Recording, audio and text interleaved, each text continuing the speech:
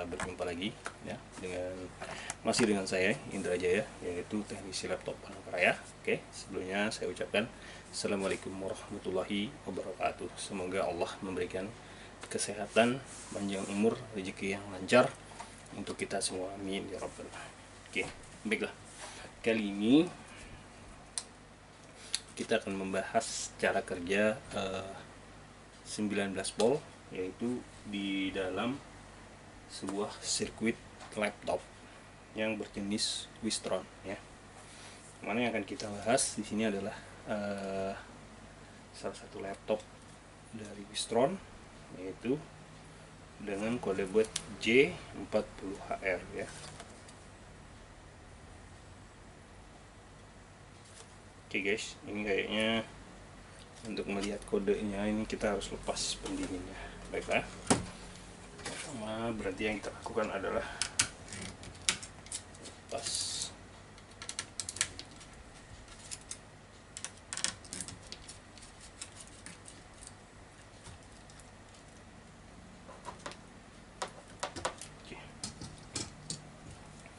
nah seperti ini ya. Jadi kalau untuk mempermudah kita mencari skema, pertama itu yang kita perhatikan adalah kode board. Jadi untuk jenis tipe Wistron ya, dan lain-lain itu mereka punya ciri khas ya. Kalau kompal itu kan dia pakai LA, sedangkan untuk Quanta biasanya DA0 awalnya.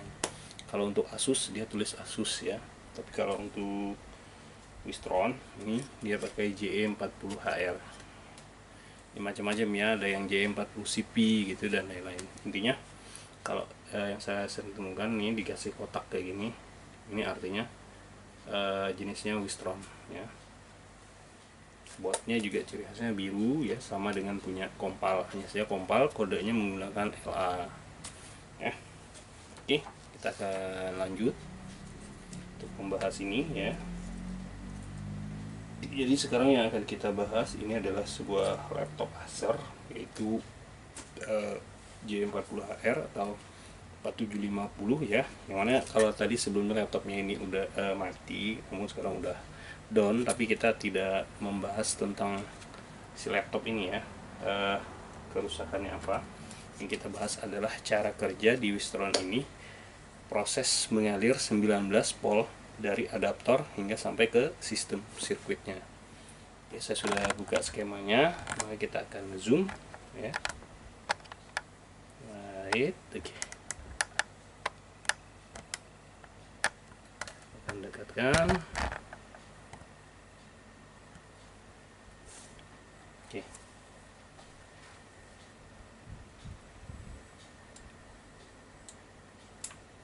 Nah, seperti ini. Untuk mempermudah ya, kita akan lihat di menu laptop.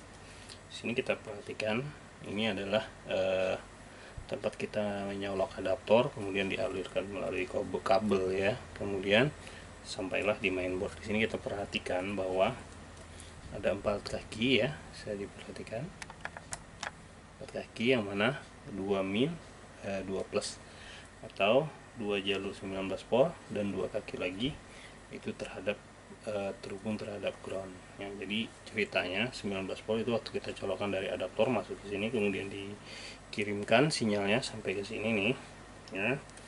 Kemudian di sini dia melalui proses ya, ketemu 2 MOSFET, yang mana MOSFET ini jenisnya N channel ya, ada PU3802 sama PU4001 ya, bisa dilihat.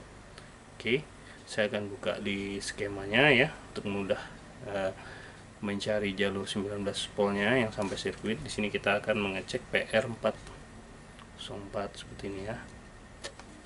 Oke, tinggal kita ketik PR404.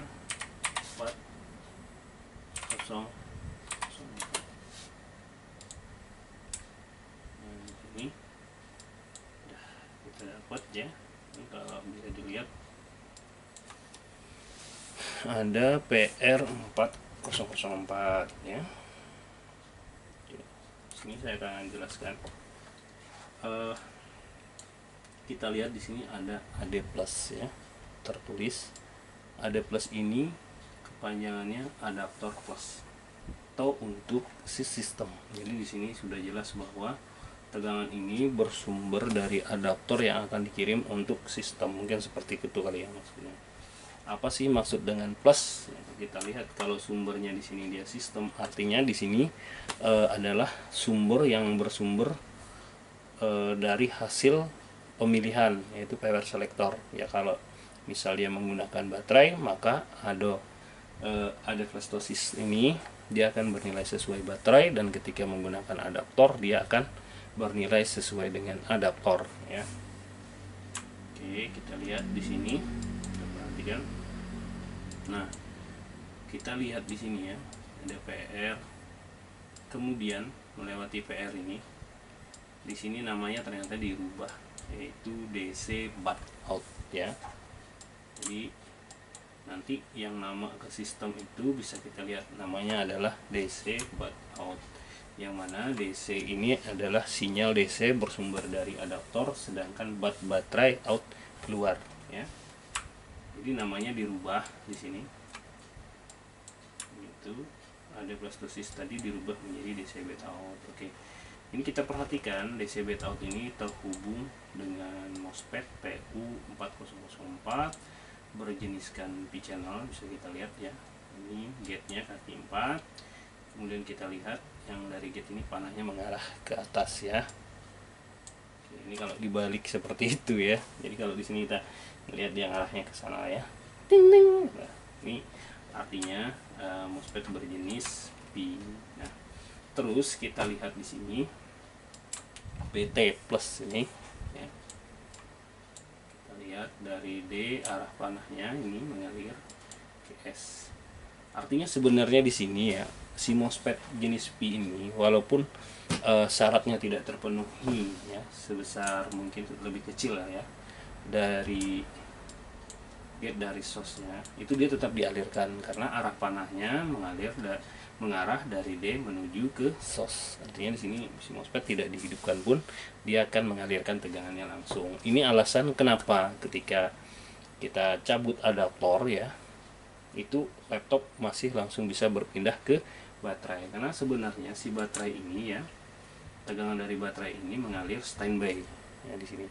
Hanya saja karena dia lebih lemah dari adaptor, maka dia tertahan ya. Intinya dia nahan di sini nih ya. Nih. Sedangkan sumber yang dari adaptor tadi masuk sampai ke S ini, terus mengalir ke sini nih, di dalam sini kita lihat ya. Ini kan ada dioda, maka ditahan sampai sini sehingga mereka tidak terjadi tabrakan arus. Jadi kalau si MOSFET ini rusak, sudah pasti terjadi tabrakan antara arus baterai dengan adaptor. Namun dengan adanya MOSFET ini, maka arus yang melalui adaptor bisa ditahan sampai di sini ya. Perhatikan. Oke, kita akan mundur lagi. Kita akan telusuri dari mana sumber ada flastosis ya. Oke, kita perhatikan. Ini sinyalnya sama, artinya ini terhubung ya. Jadi kita perhatikan di sini yang terhubung ke PR4004 itu sumbernya dari source kaki PU4001, yang mana nih tadi ya, PU4001. Nah, saya lihat ya. Oke, kita perbesar lagi apa jenis MOSFET-nya. Nah, di sini jenis MOSFET-nya juga B-channel, karena arah dari gate-nya ini kita perhatikan kaki 4 gate ke sini panahnya mengarah ke atas ya. Oke, kita lihat. Nah, kemudian kita perhatikan adetosis ini ya, kita lihat source-nya ini nggak bisa mengalir ke sini, tapi dari AD plus ini kita perhatikan lagi sinyal, bisa dilihat ini sinyal AD plus ya, adaptor plus tadi itu terhubung di kaki drain atau di kaki 5678 ya, sinyalnya namanya adalah drain. Kemudian kita perhatikan dia mengalir ke dalam sini. Nah, kita lihat arah panahnya mengarah ke source. Artinya untuk si MOSFET ini juga dia tidak membutuhkan syarat untuk dia mengalirkan voltase 19 voltnya ya dari drain terhadap source-nya ini. maka ketika AD plus ini ada, otomatis AD plus dosis ini juga ada ya. Hanya saja mereka melalui proses melewati dioda seperti itu ya. Oke. Nah, artinya di sini kita harus mencari satu lagi, yaitu MOSFET penentunya nih, yaitu PU3802, yang mana ini menentukan kalau ini off ya, syarat tidak terpenuhi, maka tegangan yang bersumber dari adaptor ini tidak akan pernah bisa sampai ke AD flash atau AD to system ya. Oke, kita akan cari sirkuitnya. Ini adalah konektor baterai. Nah, seperti ini. Oke. Perhatikan, ini ada jack. Kemudian sini tulisannya adalah DC in 1 ya. Bisa diperhatikan. Jadi ceritanya ini perhatikan ya.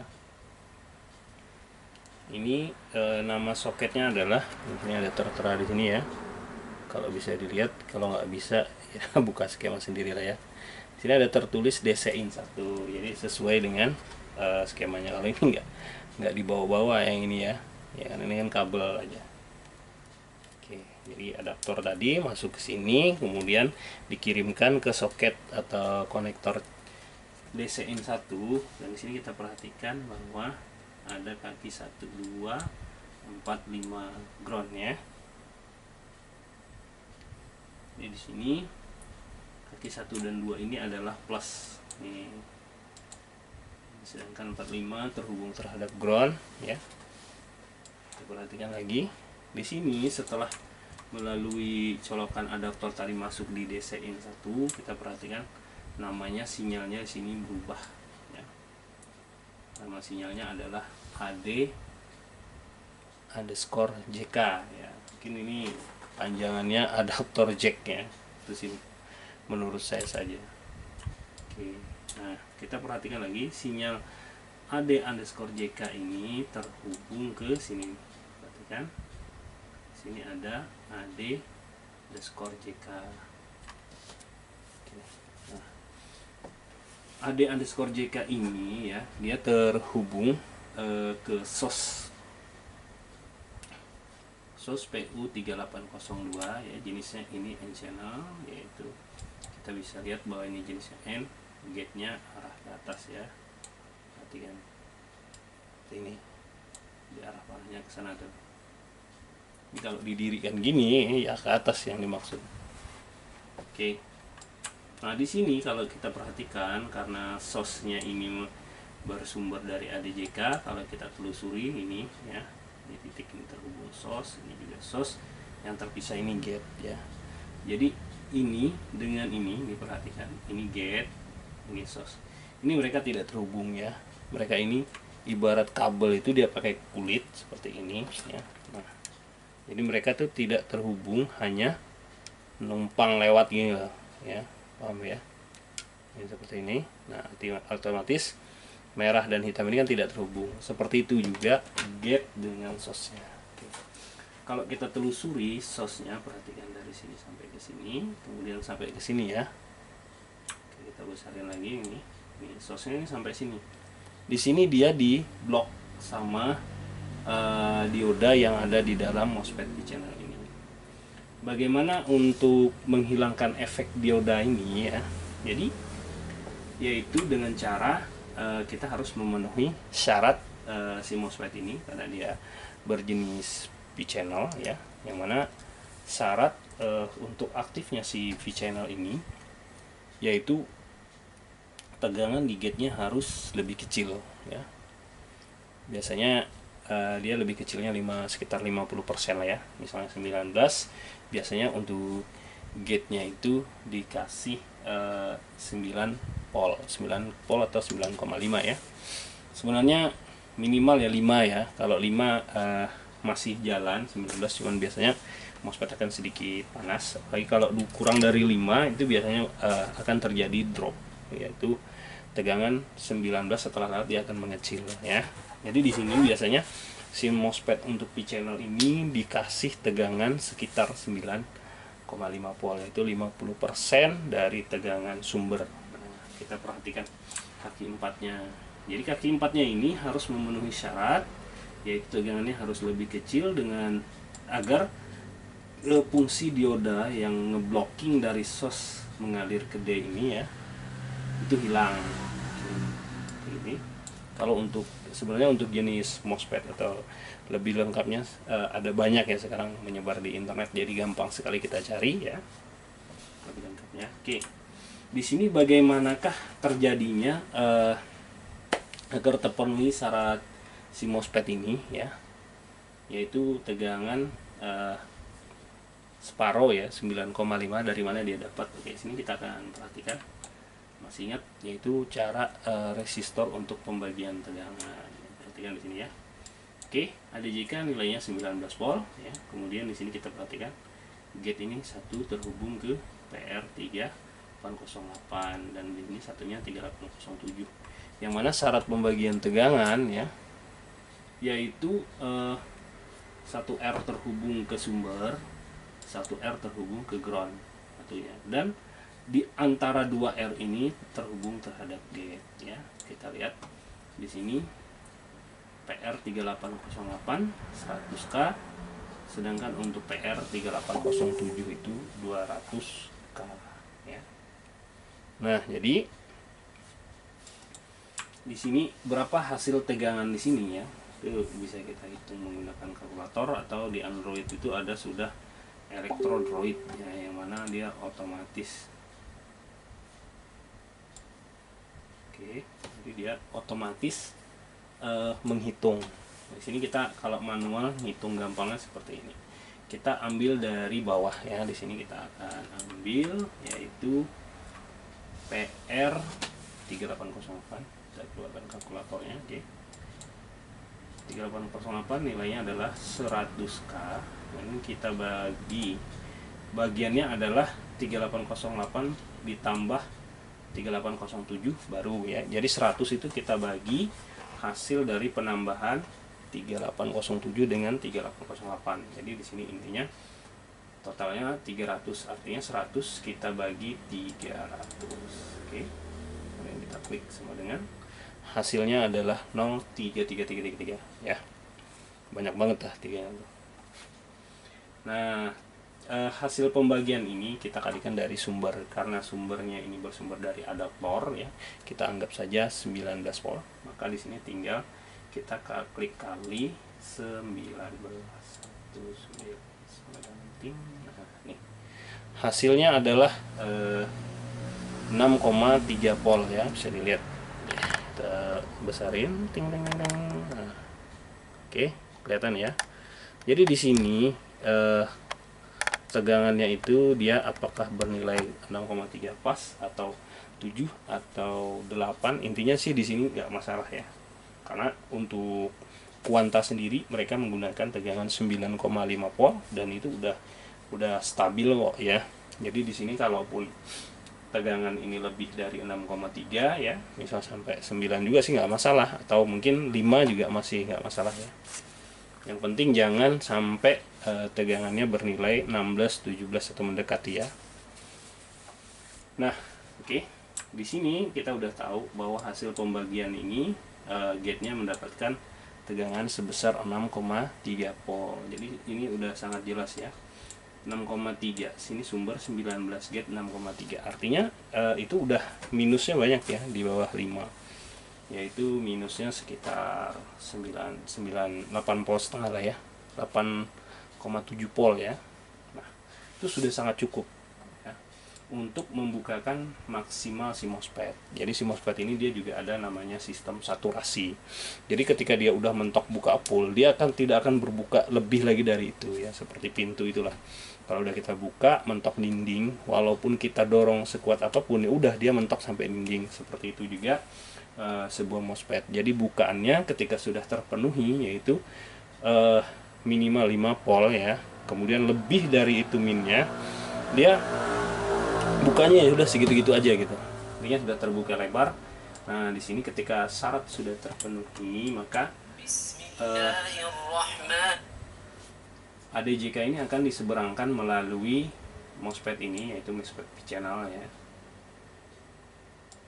Jadi source ini akan mengalir sampai ke drain, karena ketika syarat terpenuhi, jadi efek dioda di sini yang menghalangi source menuju drain ini akan menghilang dengan sendirinya ya.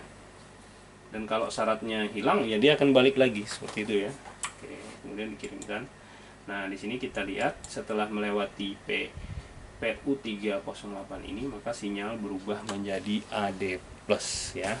Oke, jadi sampai di sini saya harap paham kawan-kawan ya. Dan saya lupa juga siapa yang pernah request ya. Mungkin untuk sekarang ini kita bahas untuk tipe Wistron ya, kedepannya mungkin nanti untuk tipe-tipe yang lain ya, pelan-pelan belajar itu sedikit-sedikit, yang penting masuk dulu ya, kita pahami dulu baru nanti kita lanjut ke yang lain gitu. Oke, di sini kita lihat sudah sampai AD+ ini, colokan baterai. Nah, tadi ya, sekarang kita akan maju, tadi mundur ya, sekarang kita akan maju di sini. Oke, kita akan besarin lagi. Nah, sini ya, bisa dilihat. Jadi AD+ tadi ya. Oke, sudah. Kita pasin dulu kameranya. Nah, di sini. Oke, bro. Nih, di sini perhatikan ini sinyal AD+ tadi. Jadi setelah melewati sebuah MOSFET P-channel tadi ya, PU ini saya sambil lihat Mobo ya, PU3802 ya, setelah syarat terpenuhi, maka di sini kita perhatikan di sini ada pembagian juga sebenarnya. Jadi dia di sini untuk gate-nya si PU4001 ini ada pembagian, kita perhatikan di sini, namun dia baginya beda bro. Jadi yang dibagi ini kita perhatikan R yang terhubung terhadap ground, di sini dia melalui PQ4001 ya, menggroundkan PR4002 nya ini ya, jadi digroundkan melalui PQ4001. Nah, di sini bagaimana cara kita menghitungnya, berapa nilai gate-nya setelah syaratnya terpenuhi. Ini kita sesuai dengan ini ya. Ini kita hapus dulu.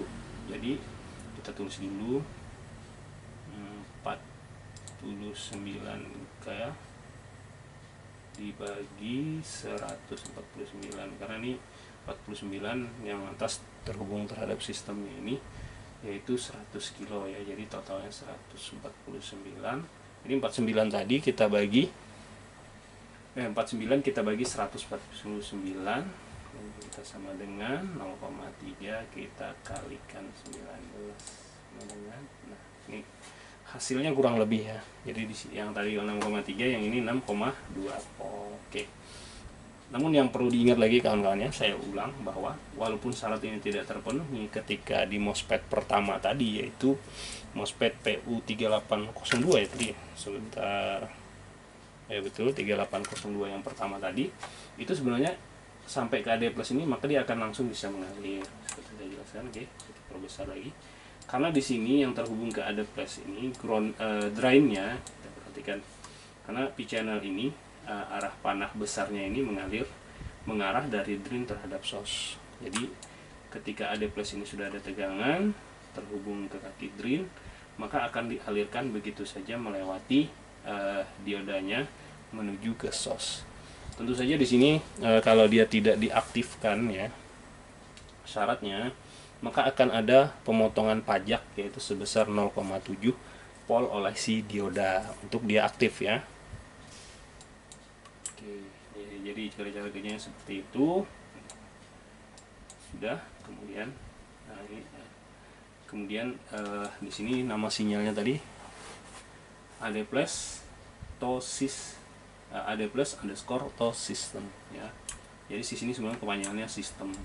Nah, di sini kita lihat ada +TOSIS lagi, kemudian melewati sebuah PR. Ya, ini kita ulang lagi ya, karena ini sekarang caranya maju. Kemudian di sini ada DC bad out. Tadi udah saya jelaskan ya di awal bahwa DC bad out, kenapa namanya DC bad out, yaitu DC adaptor BAT-nya itu baterai out keluar. Jadi dia mengambil sumber sesuai dengan apa yang dia pakai. Jadi kalau dia menggunakan baterai, maka di sini sinyalnya akan sesuai dengan baterai, sedangkan ketika dia menggunakan adaptor di sini nilainya sesuai dengan adaptor. Sama juga dengan AD plus tosis ini ya, karena R ini nilainya hampir tidak ada hambatannya ya, kecil. Oke. Nah, untuk seri Wistron ini ya, karena dia menggunakan P channel, di sini apakah ada andil IC charger? Oke, kita lihat dulu. Apakah IC charger ini berperan untuk mengendalikan MOSFET ini ya? Kita teliti dulu. Kebetulan saya udah lama tak buka-buka juga. Ini sini ya. Oh, nggak ada ya. Jadi ini dia langsung aja nih. Kita perhatikan dia langsung tanpa campur IC charger ya. Beda dengan ketika menggunakan N channel, karena N channel kalau adaptornya 19 volt otomatis tegangan yang dia butuhkan untuk mengaktifkan itu lebih besar biasanya ya, karena untuk N channel itu biasanya dia gate-nya menggunakan 24 sampai 25 volt ya. Nah, di sini kita perhatikan sinyal DC bed out ya. Di sini bisa kita ketik dari fitur pencarian. Ini saya gunakan adalah PDF Change Viewer ya, Change Editor kalau nggak salah. Saya pakai yang Change Editor ya. Saya pakai PDF Change Editor ya. Nah, oke, kawan-kawan coba kita perhatikan sekarang DC bed out ini, benarkah dia adalah 19 volt yang menuju sistem. But out. Enter. Oke, seperti ini ya kawan-kawan ya. Jadi kita perhatikan yang tertera di samping ini adalah semua tegangan 19 volt yang terhubung. Jadi sumbernya di sini nih. Sumbernya di sini. Nah, oke, ini DC bed out kita klik pertama yang muncul. Ternyata di sini adalah penjelasan PGA RT. Nah, ini inputnya dia DC bed out ya. Kita klik lagi. CPU ini penjelasan juga masih penjelasan 3 dan 5 menentukan 19. Oke, masih ini ada penjelasan sebatan ini adalah tegangannya 6-14.1 ya. All state break only. Saya nggak paham bahasa Inggris. Nah, di sini kita lihat DC bed out adapter into generate. Nah, artinya betul, artinya sendiri ya. Nah, di sini kita lihat ini adalah ini untuk baterai ya. Jadi charging ini untuk menggerakkan MOSFET-nya dia juga butuh sinyal tegangan bed out. Oke, sini sumbernya tadi. Ini DC bed out power 5 volt DC bed out. Ini artinya maksudnya dia tegangan power 5 19 volt untuk 5 ya. Coba kita perbesar nih. Kita perhatikan di sini. Jadi 19 volt ya dikonsumsi untuk MOSFET jalur plus 5 PWR ya, atau tegangan 5 voltnya. Di sini dia dikasih pertama dia pakai PWR underscore 5P underscore DC bed out ya. Dimana dia berubahnya nih di sini PG 410. Oke, kita lihat lagi. Berubah. Nah, punya 3 ini ya juga di sini dipakai power underscore 3D 3V. Jadi perlu diketahui ya teman-teman, untuk di Wistron ini 3V itu adalah 3 dot. Jadi bahasa Inggris kan titik dot. Jadi saya juga nggak tahu, mungkin supaya beda aja desainnya. Jadi dia pakai dot, nggak pakai tulis titik gitu, tinggal diin tik tik gitu kan. Dia pakai D gitu, singkatan dot kayaknya sih ya. Oke, nah di sini kita lihat juga bahwa IC35 ini membutuhkan tegangan 19 volt. Jadi yang sumbernya bersumber langsung dari DC bed out atau tegangan 19 volt sistem ya. Oke, ini udah.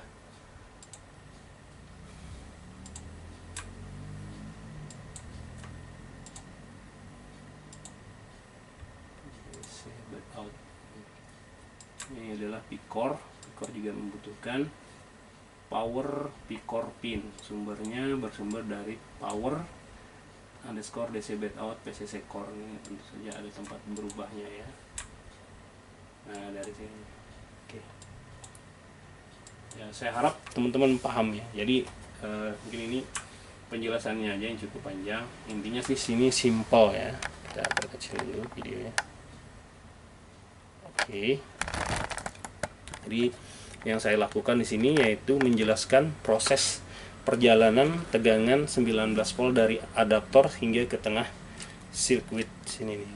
Karena kadang tidak jarang kasus mati total 19 voltnya tidak sampai nyebrang. Jadi agar analisa kita lebih akurat, kita juga harus memahami cara kerjanya ya. Kenapa 19 volt ini tidak nyebrang? Bisa apakah disebabkan karena dia short atau mungkin karena ada syarat yang tidak terpenuhi ya. Cuman kalau untuk Wistron jenis seperti ini kayaknya kalau short itu kita colok dia langsung terdeteksi, yaitu ampere akan naik dengan sendirinya dengan signifikan tinggi ya. Beda dengan desain kayak Asus itu yang menggunakan N-channel. Sebenarnya sih bukan cuma Asus, sirkuit power selector atau tegangan 19 volt yang menggunakan N-channel ya, terutama IC BQ 24735, BQ 24725, BQ 7425A ya, atau yang sekarang ini BQ 24780S apa ya kalau nggak salah, itu untuk BQ seri terbaru. Untuk laptop Asus seri terbaru mereka rata-rata menggunakan BQ tipe itu ya, BQ 24780S rasanya sih. Nah, seperti itu ya. Jadi BQ ini adalah penghasil tegangan lebih besar untuk mengaktifkan MOSFET N-channel. Nah, mereka itu kalau terjadi short di sistem sirkuitnya dia seperti blok gitu. Jadi dia tegangan 19 dia tidak akan pernah diseberangkan ya, seperti itu. Oke. Saya harap cukup sekian pembahasan dari mengalirnya tegangan 19 volt sistem dari adaptor ini ya sampai dia ke tengah sirkuit laptop ini ya. Oke, semoga ilmu ini bisa bermanfaat buat kawan-kawan ya. Syukur-syukur bisa menambah pengetahuan lah ya buat belajar. Mohon maaf kiranya kalau memang ada kekurangan dari saya, karena saya juga hanya manusia biasa dan teknisi masih ya bisa dikatakan masih baru lah ya, apa iya gitu kan. Oke, cukup sekian basa-basi dari saya ya. Semoga kita dapat berjumpa lagi di video-video saya selanjutnya ya, untuk teman-teman teknisi laptop terutama, atau mungkin yang sekedar iseng mau tahu bagaimana sih cara kerja teknisi memperbaiki laptop ya. Jadi agar Anda tidak memponis cuman begitu aja mahal ya kan. Mungkin dengan Anda melihat proses seperti ini Anda akan terpikir bahwa menyervis laptop itu tidak semudah seperti yang kita pikirkan ya, karena saya juga menyadari ketika saya mencoba bidang lain itu memang tidak semudah yang saya bayangkan ya. Oke, cukup itu aja ngoceh dari saya. Sekian dan terima kasih. Salam sukses selalu dari saya, Teknisi Laptop Palangkaraya. Kita jaya bersama siapa? Bersama Teknisi Laptop, karena saya bukan partai politik. Oke, cukup sekian dan terima kasih. Assalamualaikum warahmatullahi wabarakatuh. Sampai jumpa lagi. Dadah.